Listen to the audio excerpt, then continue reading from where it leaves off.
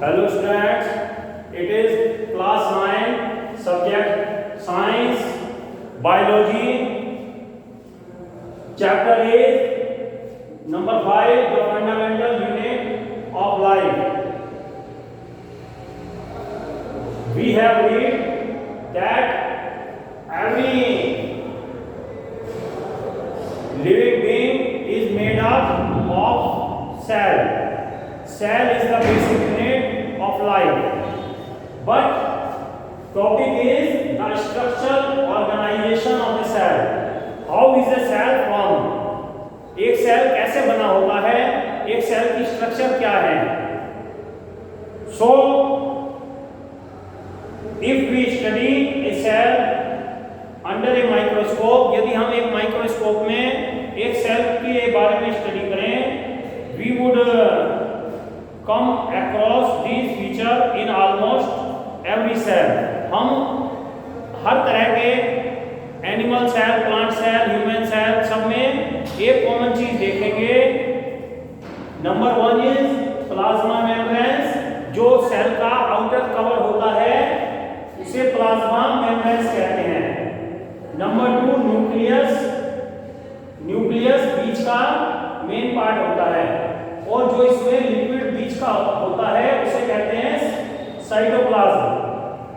और प्लांट्स में plasma membranes के अलावा सेल वॉल भी होती है, क्योंकि प्लांट्स में रिजिड फॉर्म भी सेल की होती है.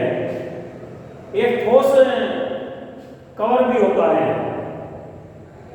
So we will study first of all about plasma membranes.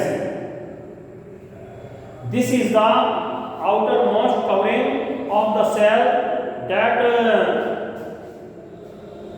separates the content of the cell from the external environment. ये सेल का सबसे बाहरी भाग होता है जो कि सेल के अंदर के पार्ट्स को बाहर के एनवायरनमेंट से अलग करता है. The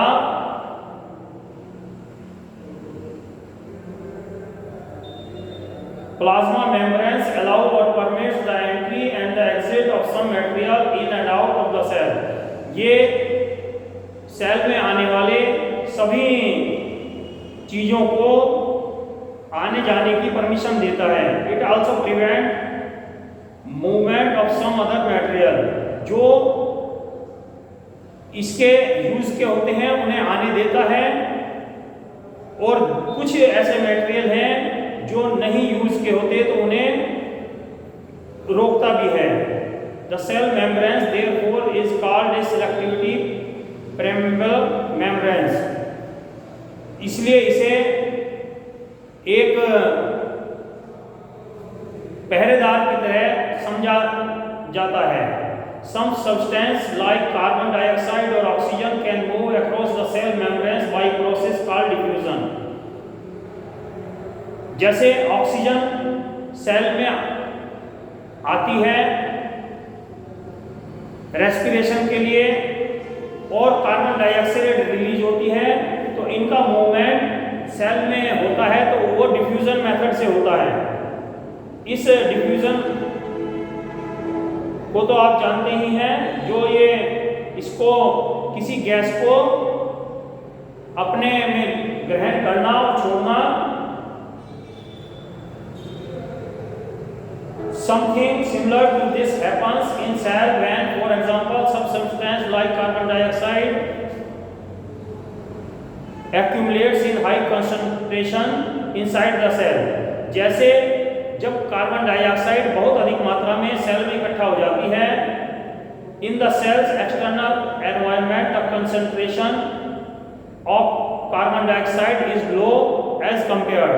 और बाहर कार्बन डाइऑक्साइड की मात्रा कम होती है, तब कार्बन डाइऑक्साइड का बैलेंस करने के लिए सेल के मेम्ब्रेन से कार्बन डाइऑक्साइड बाहर रिलीज होने लगती है.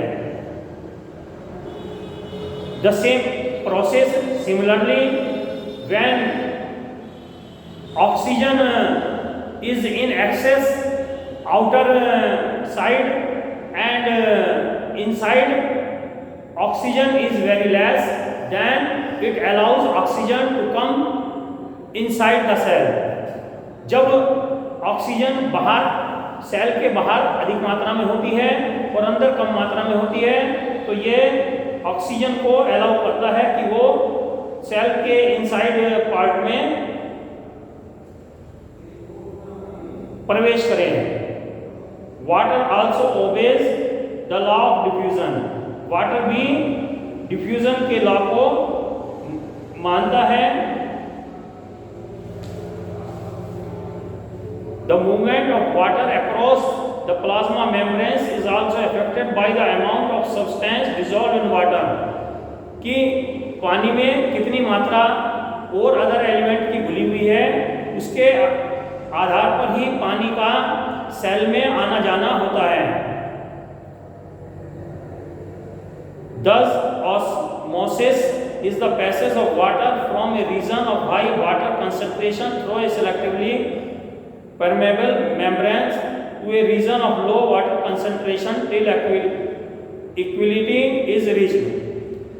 जहां पानी में हाई कंसंट्रेशन होता है, हाई मटेरियल्स डिसॉल्व होते हैं तब, और बाहर कम मटेरियल होते हैं, तो पानी कंसंट्रेशन वाली डायरेक्शन में आएगा।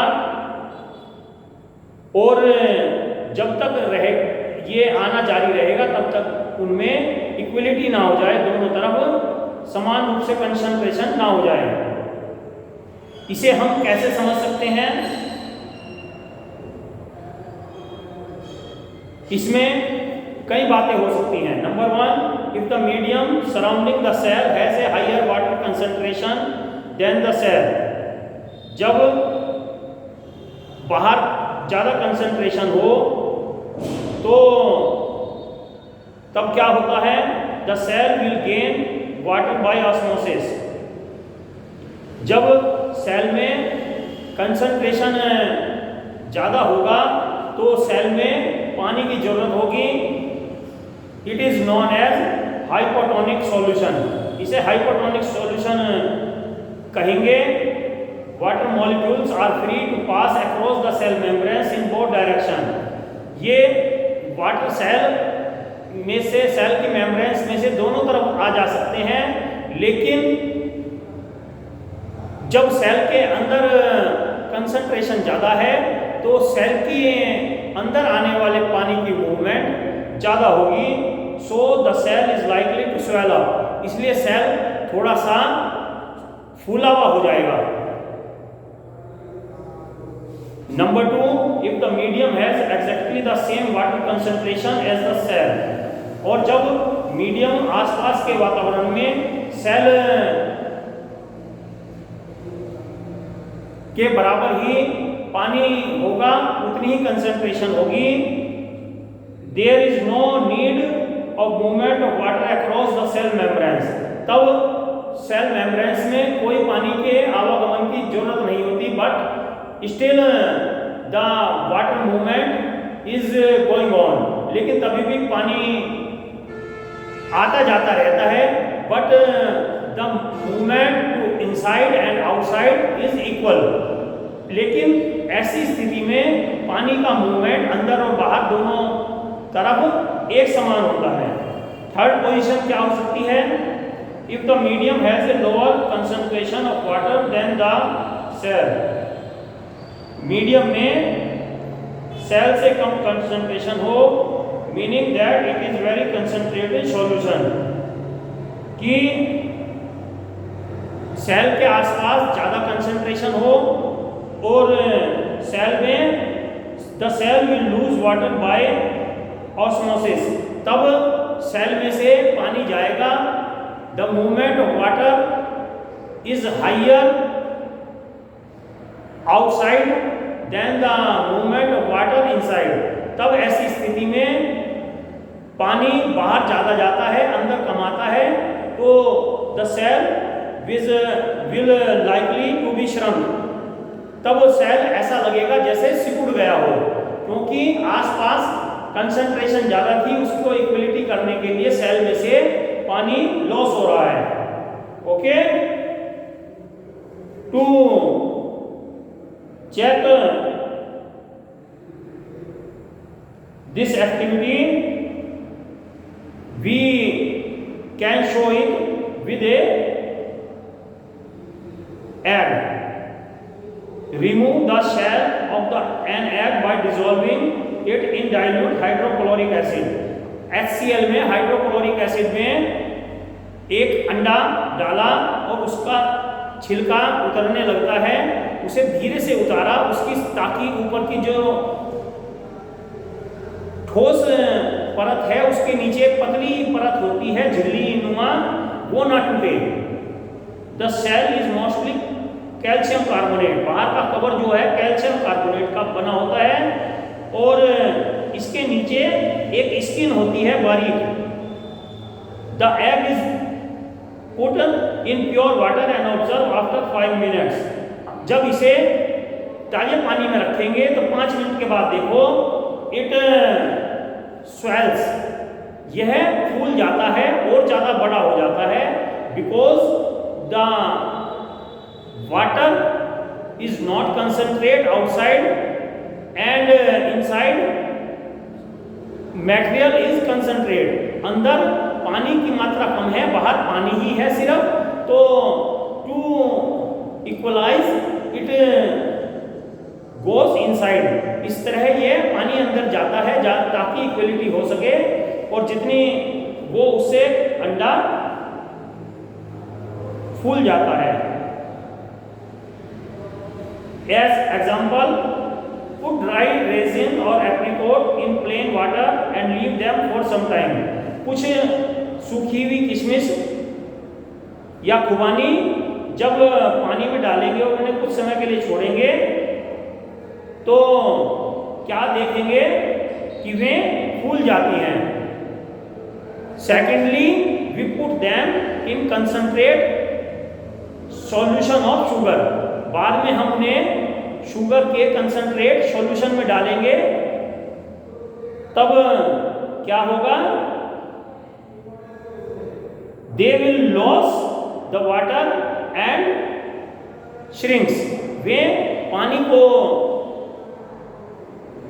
उनमें से पानी रिमूव हो जाता है और वे सिकुड़ जाती है दोबारा।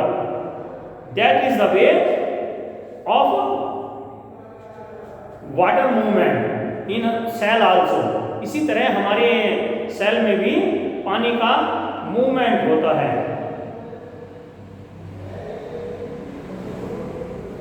Cell wall in plants. Plant cell in addition to plasma membranes have another rigid outer covering called the cell wall. Plant cell में प्लाज्मा मेम्ब्रेन्स तो होता ही है, उसके बाहर एक और कवर उसमें हो जाएगा जिसे कि सेल वॉल कहेंगे। ये बाहर का जो कवर है ये सेल वॉल हो जाएगा। ये थोड़ा सा सेल मेम्ब्रेन्स को सॉफ्ट होता है, ये थोड़ा सा रिजिड होता है, कड़ा होता है। It lies outside the plasma membranes, plasma membranes के बाहर होता है। It is mainly composed of cellulose, ये सेलुलोज से बना होता है। Cellulose is a complex substance and provide structural strength to plant. Cellulose एक कॉम्प्लेक्स सब्जेक्ट है और ये पौधे को ताकत देता है। When a living plant cell loses water through osmosis, there is shrink और contraction of the cell away from the cell wall. जब प्लांट सेल में से पानी लॉस होता है तो वह थोड़ा सिकुड़ा हो जाता है। This phenomena is known as plasmolysis. इसे प्लाज्मोलाइसिस कहते हैं। इसे एक एक्टिविटी से समझ सकते हैं। If we take a peel of leaf in water on a slide, यदि हम कुछ पत्ती लें पानी में स्लाइड के ऊपर शीशे पर और इसे माइक्रोस्कोप से एग्जामिन करें, इसमें ग्रीन ग्रेन्यूल्स दिखते हैं जिन्हें क्लोरोप्लास्ट कहते हैं। ये इसे पत्ती को स्ट्रॉन्ग सॉल्यूशन ऑफ शुगर के सॉल्यूशन में रखेंगे wait for a minute and observe under a microscope. अब इसे देखो क्या होता है, इट लॉसेस वाटर, इसमें से पानी निकल जाता है। Now place some leaves in boiling water for a few minute, अब कुछ मिनट के लिए इसे बॉईल करो। दिस किल द सेल, इससे सेल मर जाते हैं। Then take one leave on a slide and observe under a microscope, अब माइक्रोस्कोप में देखो। Now put strong solution of sugar, अब ये शुगर के सॉल्यूशन में रखो। It permits cell wall, permits the cell of plants to come, but only living cell appears to do activity, not dead cell absorb water। कोई जो living cell होता है वही वाटर को एब्जॉर्ब करते हैं, डेड सेल एब्जॉर्ब नहीं करते। Okay, read this yourself and complete the both chapter of physics and chemistry. Chemistry और फिजिक्स के दोनों एक एक चैप्टर जो आपको दिए गए हैं उनका वर्क करिए और चेक कराने के लिए स्कूल में आइए और अपनी फीस भी डिपॉजिट करिए। Thank you.